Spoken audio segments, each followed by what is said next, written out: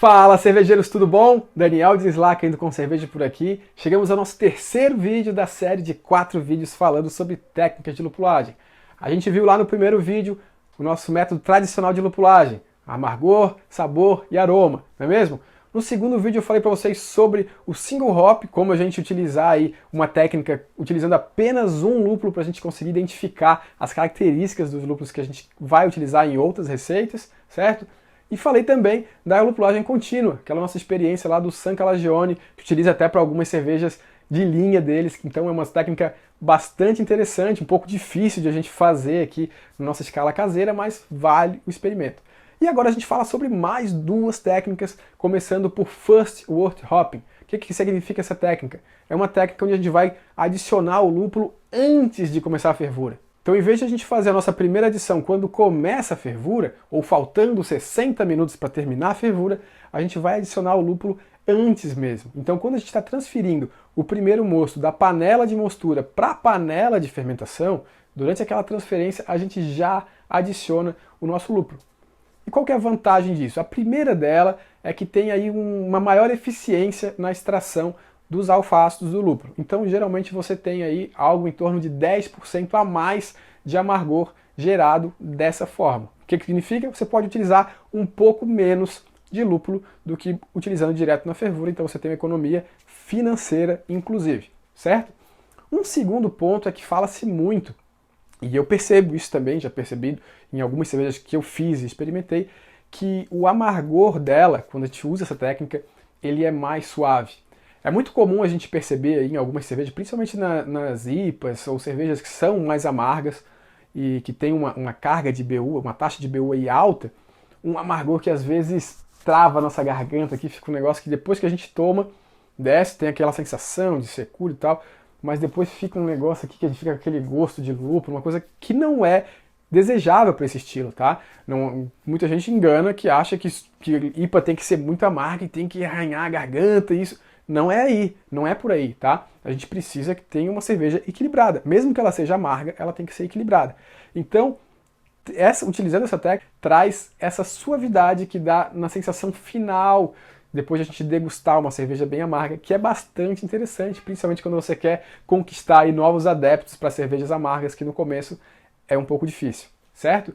E para essa técnica em especial, eu quero mostrar para vocês aqui como ela é legal utilizar, e se você nunca fez, eu quero que você faça e me conte aqui o resultado, uma receita que você já faz por uma técnica especial, então você tira ali 10% a menos de lúpulo que você utiliza para o amargor e faz dessa forma e depois você vai me contar o resultado, tá? Porque é o seguinte, foi feito um teste lá nos Estados Unidos, tá? Eles pegaram um grupo com 25 avaliadores, caras que entendem de cervejas, juízes, BJCP, cervejeiros que manjam bastante, tá? Então são pessoas que entendem do assunto e sabem o que é uma cerveja boa, para começar. E eles fizeram uma avaliação, um teste triangular aí com esses caras, para saber o que era mais eficiente, uma cerveja com First Wort Hopping ou com a lupulagem tradicional. Como que é o teste triangular, para quem não conhece? São colocadas 3 amostras de cerveja, tá? 3 copos, sendo que 2 copos têm a mesma cerveja e o terceiro tem uma cerveja diferente, certo? Então o primeiro passo nesse teste é pedir para o avaliador que ele deguste os 3 e diga qual que é diferente. Se ele não conseguir definir, ou seja, se ele falar que a cerveja diferente está errada, ele é eliminado do teste e ele não é mais levado em consideração a opinião dele, certo? Só se avalia a opinião de quem sabe o que é uma cerveja e o que é outra, certo? Se eu por acaso falei que a cerveja diferente era A e a diferente era C, não interessa saber a minha opinião sobre qual que eu prefiro, se eu prefiro a A, uma ou outra, porque eu já não sei qual que é. Quando eu provei duas, A e B, que eram iguais, eu disse que a A era diferente da B, então a minha opinião não vale. Por isso que precisa ser pessoas que têm aí a análise sensorial bem aguçada. Para deixar isso mais eficiente, eles fizeram a mesma receita em 2 cervejarias diferentes. Então eles montaram um grupo com 12 avaliadores e outro com 13 avaliadores. A mesma receita em 2 cervejarias. E essa mesma receita foi feita pelas 2 técnicas, uma pelo método tradicional e uma com First Wort Hopping, certo? Então nesses 2 grupos foram entregues essas 3 amostras para eles avaliarem. O primeiro grupo, dos 12 avaliadores, 11 conseguiram identificar qual que era a diferente. Então já mostra aí que tinha de fato uma diferença grande. E no segundo grupo, dos 13 avaliadores, 12 também conseguiram identificar a diferença. Então foi tirado 2 só, um de um e um de outro grupo, que não foi considerado a opinião deles sobre qual que era melhor, certo? E desse grupo, desses 11 de um grupo e desses 12 do outro, qual foi a opinião?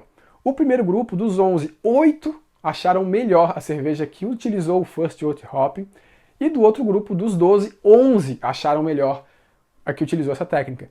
Então dá para ver aí o quanto isso pode beneficiar o resultado aí dessa cerveja, certo? Então não tem desculpa. A próxima leva que você for fazer, testa essa técnica e vê o que você percebe de diferença do que você vinha fazendo atualmente, ok?